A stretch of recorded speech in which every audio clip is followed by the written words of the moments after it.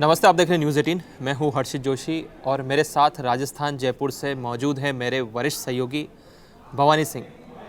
ये जो हमारी चर्चा होती है, जो लगातार राजस्थान के बारे में, आप इस शो में देखते हैं किस तरह से हम राजस्थान के अंदर से हम वो चीज़ें सामने लाते हैं जो राजस्थान के अंदर जो घटित घटनाएँ होती है, जो उसके पीछे का जो बैकग्राउंड होता है, वो भवानी जी हर शो के माध्यम से आपको बताते हैं। इस बार बहुत ही चौंकाने वाली जो कह सकते हैं कि खबर आई है अजमेर से, जहां पर अजमेर सेंट्रल जेल का जेलर सद्दाम अपराधियों की वीडियो कॉल कराता है। और सबसे दिलचस्प बात यह है कि जो 1992 का अजमेर ब्लैकमेल कांड हुआ था, उसका मुख्य आरोपी, जिसके ऊपर 100 महिलाओं के साथ दुष्कर्म का आरोप लगा है, उसके साथ वीडियो कॉल कराने की जो घटना है, ये भवानी जी इसको कैसे देखते हैं आप? राजस्थान में इस तरह का, अजमेर सेंट्रल जेल में, जिसे सबसे सुरक्षित जेलों में से एक बोला जाता है, वहाँ पर इस तरह की घटना? देखिए हर्षित, पहले तो अपने आप में जैसे ही अजमेर ब्लैकमेल कांड का नाम आता है, आप अंदाज़ा लगाइए कि देश भर की महिलाओं के अंदर किस तरीके का गुस्सा होता है, लड़कियों के अंदर। जो ये पहला ऐसा देश के अंदर ब्लैकमेल कांड जो उजागर हुआ था, जिसमें पहली जो संख्या थी वो 250 लड़कियों की बताई जाती है। फिर उसके बाद में वो संख्या 100 पे आई, हालांकि कोर्ट तक काफ़ी पहुंची। लेकिन इससे पहले बात इस पे करते हैं। देखिए कि ये जो अजमेर जेल के अंदर अब ये घटना, आप वीडियो कॉल से, ये जो जेलर है, ये जेलर क्या करता है कि 3 इसके पास में जो बंदी है, एक तारिक, तौसीफ और फ़कर। अब इसके अंदर ये क्या करता है कि जो नफीस चिश्ती को वीडियो कॉल करता, उसी के चैम्बर के अंदर तीनों बैठे हुए हैं, तीनों को अपने चैम्बर में बैठा रखा, आराम से बैठे हुए हैं। और उसके बाद में वो नफीस चिश्ती को फ़ोन लगाता है और वीडियो कॉल करता है, और उसके बाद में तीनों से एक एक करके बात कराता है। आराम से, तसल्ली से बात हो रही है। जिस तरीके से मोबाइल पे बात हो रही है, उससे ऐसा लग रहा है कि नफीस चिश्ती से जेलर सद्दाम का मानो बहुत पुराना रिश्ता हो और कोई ख़ास संबंध है। वो पहले फ़ोन देता है तारिक को, तारिक से बात कराता, तारिक के बाद में फिर फ़ोन देता है वो तौसीफ को।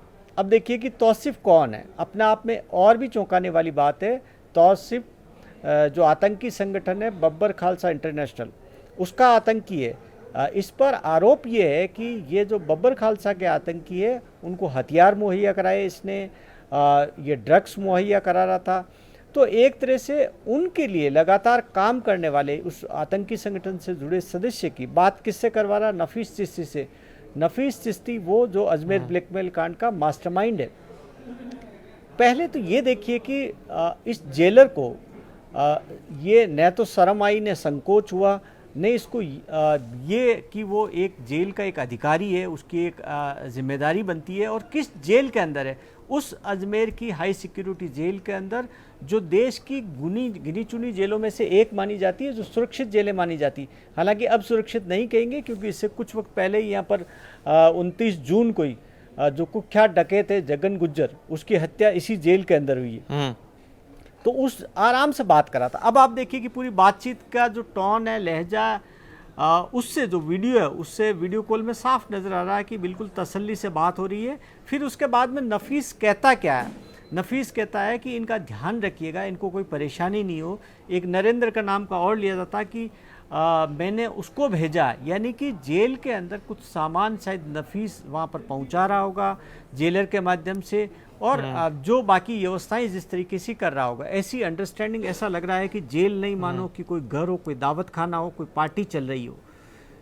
इतनी इस तरीके का ये शायद देश में शायद पहला खुलासा होगा अपने आप में, जब इस तरीके से हो रहा हो। अभी तक आप हर्षित आपने जब भी सुनी होगी, जब ये सुना होगा कि जेल के अंदर से मोबाइल बरामद कर लिए गए, या जेल के अंदर कोई नशे का सामान मिल गया होगा, पुड़िया फेंक दी गई होगी।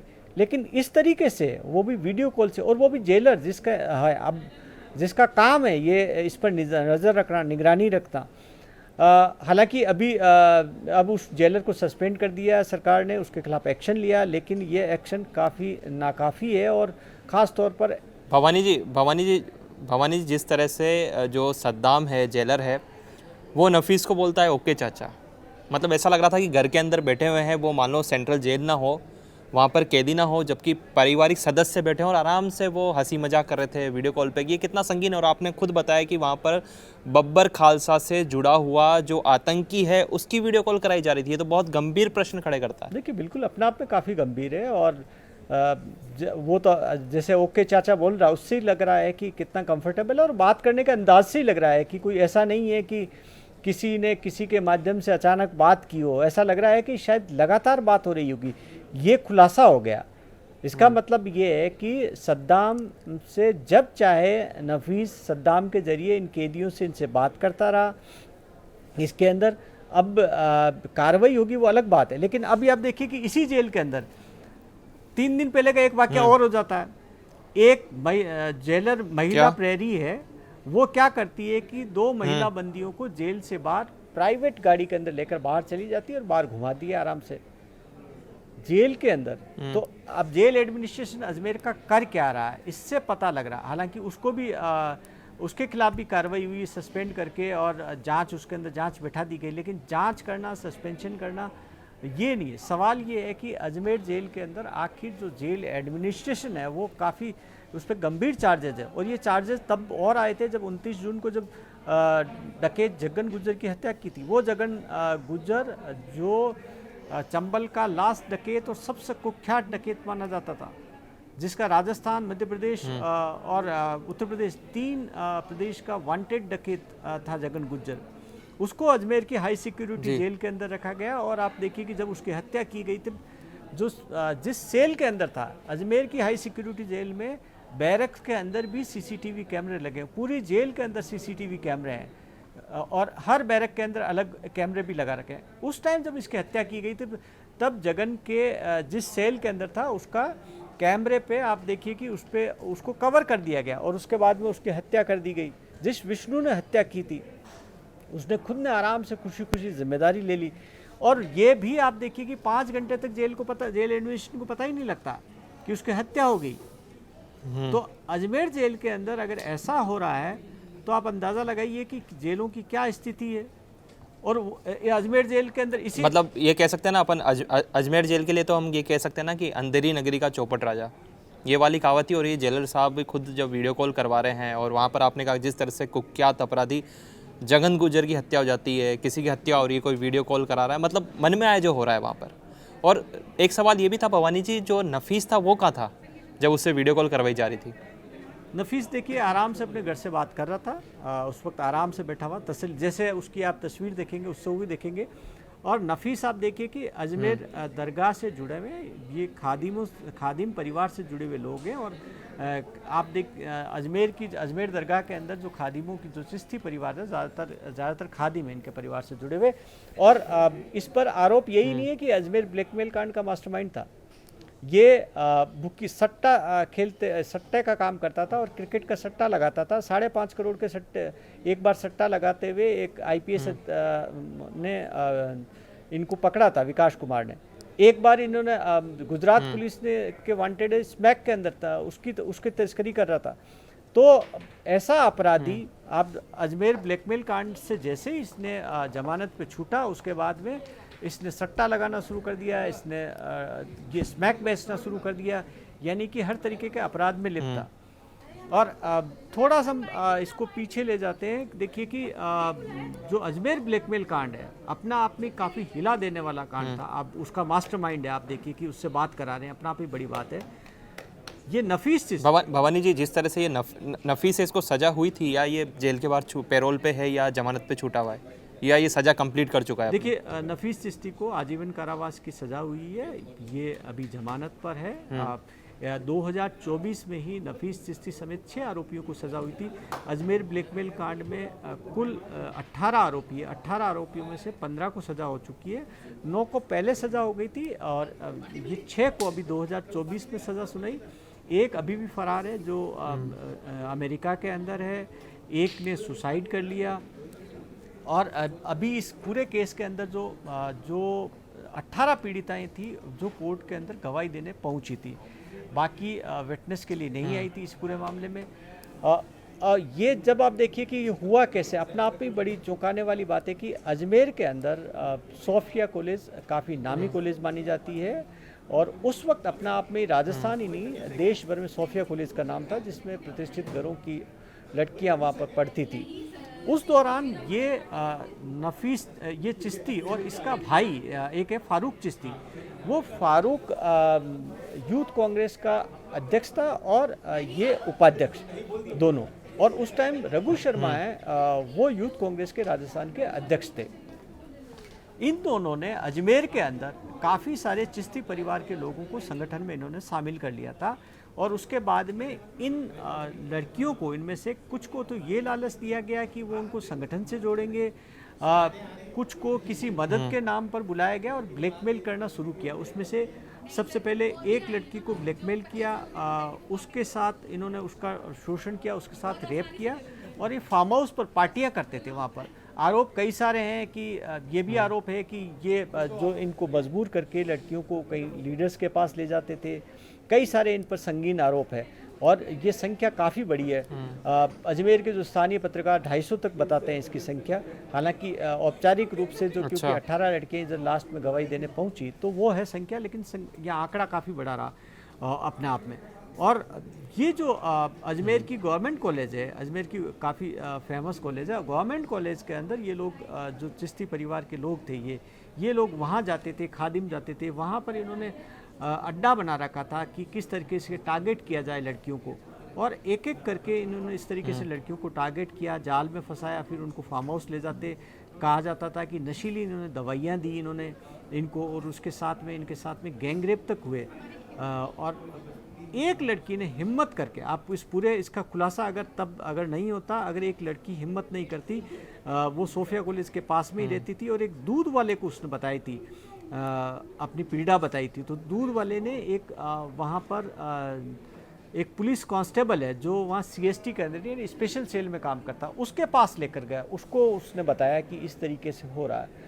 तो कांस्टेबल ने, उससे हमने बात भी की थी, मैं उससे मिलने गया था अजमेर, उसने बताया था कि क्योंकि काफ़ी संवेदनशील मामला था और क्योंकि वो स्पेशल सेल में थे, तो उन्होंने लड़कियां वहाँ पर आने को तैयार नहीं हुई थाने, तो अपने घर पर बुलाया और अपनी पत्नी के सामने लड़कियों से बात की, पूरी कहानी उनकी सुनी। बहुत कह रहे हैं कि काफ़ी मुश्किल स्थिति थी, सब पूरा नोट किया, और नोट करके पूरी एक रिपोर्ट बनाकर उन्होंने न सिर्फ कंसर्निंग थाने को, SP को दी थी रिपोर्ट। उसके बाद में भी तकरीबन 1 महीने तक कुछ नहीं हुआ। इस पूरे केस को दबाने की काफ़ी कोशिश की गई, और काफ़ी मुश्किल से, अगर ये मीडिया में उस वक्त नहीं आता तो शायद पूरा मामला दब जाता।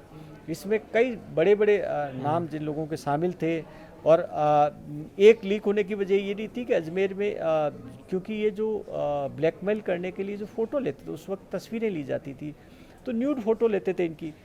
और अजमेर में एक भरोसा कलर लैब है, वहाँ पर ये उन फोटो की, क्योंकि पहले जब ये कॉपी दी जाती थी, उसकी रील उससे फ़ोटो बनवाई जाती, तो बनवाने के लिए दी गई थी, तो उसने अपने एक पड़ोसी को बता दिया था।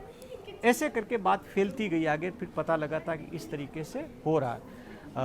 अब क्योंकि पूरा मामला जिसमें जिन जिन परिवारों की लड़कियां थी, उसमें से कई तो अजमेर के अंदर भी अच्छे पदों पर तैनात थे अफसर, उनसे जुड़ी हुई थी, तो काफ़ी संवेदनशील मामला था, सरकार के लिए भी काफ़ी मुश्किल हो रहा था।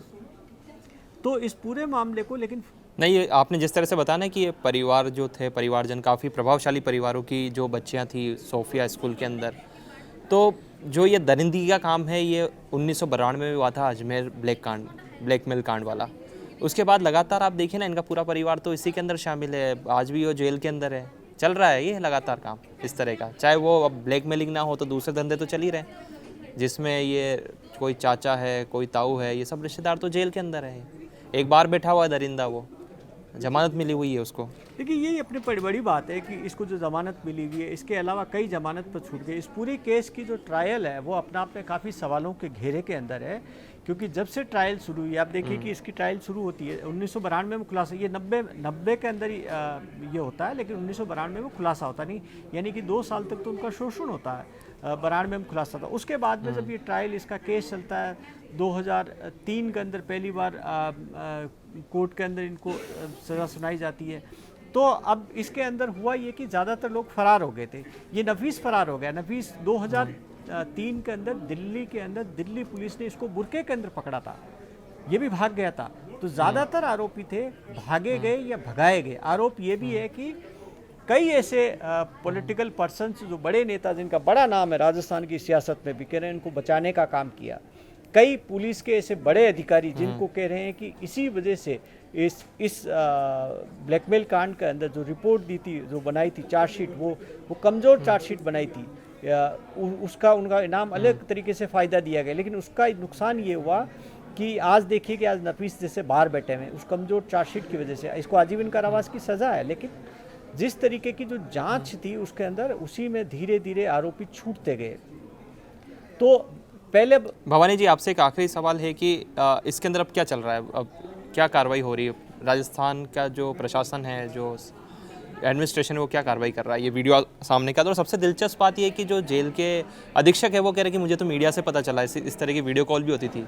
इसी के अंदर मैं एक सवाल और ऐड करना चाहता हूँ कि ये वीडियो कहाँ से लीक हुआ, किसने लीक किया? क्योंकि जब वो वीडियो कॉल जब जेलर सद्दाम करा रहा होगा तो सब बिल्कुल सुरक्षित करवा रहा होगा, ये कहाँ से आउट हुआ? ये 2-3 सवाल आप आखिर में बताइए एक बार।